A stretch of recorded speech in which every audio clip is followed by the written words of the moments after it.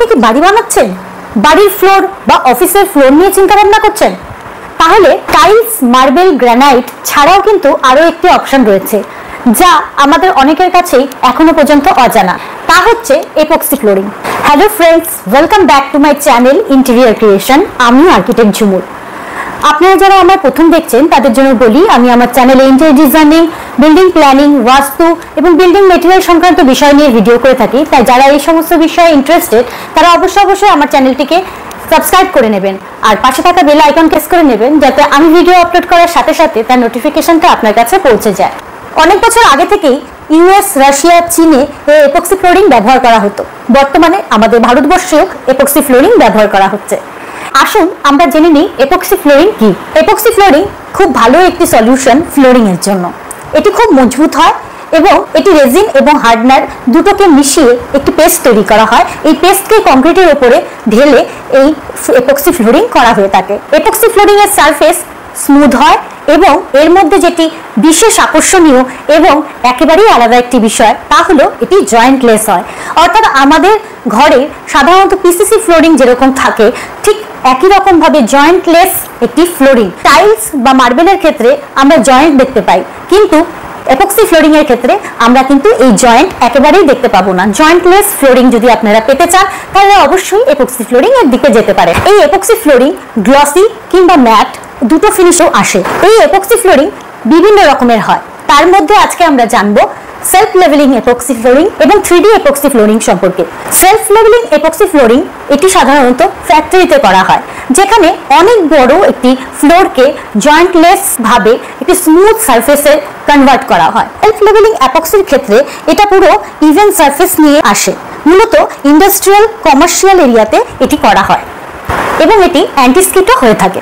যদি ফ্লোর আনইভেনও থাকে তার উপর দিয়েও এটা করলে পরে কিন্তু একটি ইভেন সারফেস আমরা পেতে পারি। তবে এই সেলফ লেভেলিং এর ক্ষেত্রে এখানে কিন্তু ডিজাইন বানানো যায় না, এখানে একটি রঙের মধ্যেই এই ফ্লোর করা হয়। এরপর আমরা জানবো মেটালিক এপক্সি সম্পর্কে।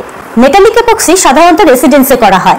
গ্লসি স্মুথ সারফেস হয়, এতে বিভিন্ন ডিজাইন বানানো যেতে পারে, সেটা 2D হতে পারে কিংবা 3D ডিজাইনও হতে পারে।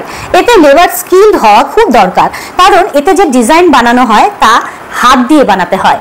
এরপর আমরা জানবো 3D এপক্সি ফ্লোরিং সম্পর্কে। 3D এপক্সি ফ্লোরিং এ বিভিন্ন রকম কমপ্লিকেটেড ডিজাইন আমরা তৈরি করতে পারি, যা আমরা চিন্তা ভাবনা করতে পারছি তার প্রত্যেকটাই আমরা এই ডিজাইনের মধ্যে নামাতে পারি। আসুন আমরা জেনে নিই এই মেটালিক এপক্সি ফ্লোরিং এর প্রসেস সম্পর্কে। মেটালিক এপক্সির ক্ষেত্রে নিচে সিমেন্ট মর্টার থাকে, সারফেসকে প্রথমে ইভেন সারফেস করে নিতে হবে, আর যদি কোনো ক্র্যাক থাকে তাহলে ক্র্যাক ফিলার দিয়ে সেটাকে ফিল করে নিতে হবে। সম্পূর্ণরূপে ফ্লোর যখন ইভেন সারফেসে পরিণত হবে সেই সময় আমরা এর মধ্যে প্রাইমার কোট করব। প্রাইমার কোটটি করা হয় যাতে উপরে যে এপক্সিটি আসবে তার সঙ্গে ফ্লোরে যাতে বন্ডিংটা ভালো হয়, তার জন্য আমরা প্রাইমার কোট করে থাকি। এরপর রেজিন এবং হার্ডনার দেওয়া যে পেস্টটি হয় তা ঢেলে দিতে হবে। এটি 2 mm থেকে 10 mm থিকনেসের মধ্যে করা যাবে। ঘরের ক্ষেত্রে অর্থাৎ রেসিডেন্সের ক্ষেত্রে 3 mm থিকনেস হলেই যথেষ্ট। এবার আসুন আমরা জেনে নিই 3D এপক্সির বেস প্রিপারেশন সম্পর্কে। বেস প্রিপারেশন এখানেও কিন্তু যদি কোনো ক্র্যাক থাকে বা আনডিউলেশন থাকে তাহলে সেটাকে কিন্তু ঠিক করে নিতে হবে। ফ্লোরকে সম্পূর্ণ একটি ইভেন সারফেসে পরিণত করতে হবে। যে ডিজাইনটা আমরা করতে চাচ্ছি তা পিভিসি শীটের মধ্যে নামিয়ে সেই পিভিসি শীটটাকে প্রথমে আমাদের ফ্লোরের মধ্যে বিছিয়ে নিতে হবে। এই পেপারের উপরে 3 mm থিকনেসের ট্রান্সপারেন্ট এপক্সি ঢেলে দিতে হবে। এই অবস্থায় 24 থেকে 48 ঘন্টা রেখে দিতে হবে আনটাচড, যাতে সেটি শুকোতে পারে। এবং এই 48 ঘন্টা পরে এটি যখন সম্পূর্ণভাবে শুকিয়ে যাবে এটি একটি হার্ড সারফেস তৈরি করবে। এই 3D এপক্সির ক্ষেত্রে 400 থেকে 450 টাকার মধ্যে পার স্কোয়ার ফিটে খরচ আসতে পারে। যেমনটি বলেছি যে এপক্সি ফ্লোরের ক্ষেত্রে কোনো এপক্সি ফ্লোরেই কিন্তু জয়েন্ট আসে না, এর অ্যাসথেটিক ভ্যালু খুব ভালো হয়। স্কিড প্রপার্টিও এর মধ্যে থাকে, তাই সহজেই আপনি বাথরুমে বা রান্নাঘরেও এটি করতে পারবেন। ওয়াটারপ্রুফিং সাধারণত বাথরুমে দেখা যায় যে আমাদের যে জয়েন্টগুলো থাকে টাইলসে, সেই জয়েন্টগুলো দিয়ে লিকেজের সমস্যা দেখা যায়, কিন্তু এপক্সি ফ্লোরে আপনারা এই জয়েন্ট তো পাবেনই না এবং এই জয়েন্টের দ্বারা সৃষ্টি হওয়া যে সমস্যাগুলো সেগুলোর থেকেও অব্যাহতি পাবেন। সাধারণত এপক্সি কস্টলি হয়ে থাকে।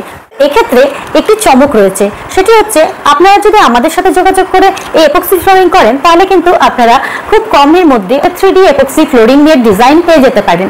এই এপক্সি ফ্লোরিং শুধু যে ফ্লোরেই করা হয় তা কিন্তু নয়, এর দ্বারা আমরা টেবিল এছাড়াও আমরা কিচেনের স্ল্যাবেও কিন্তু এপক্সি করতে পারি। এই এপক্সি করার ক্ষেত্রে একটি জিনিস যেটা গুরুত্বপূর্ণ, এখানে যাতে ডাইরেক্ট সানলাইট না আসে সেদিকে আমাদের নজর রাখতে হবে।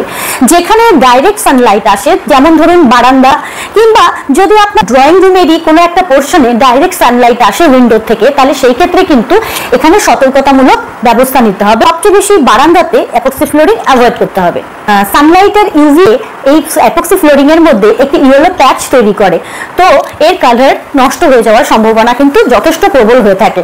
যদি আপনাদের যৌথ পরিবার হয় বা যেখানে আপনাদের অনেক মানুষের আনাগোনা অর্থাৎ চলাফেরা হচ্ছে কিংবা ফার্নিচার এখান থেকে ওখানে মুভ করা হচ্ছে, সেই ক্ষেত্রে কিন্তু এপক্সি ফ্লোরিং এর স্ক্র্যাচ আসতে পারে।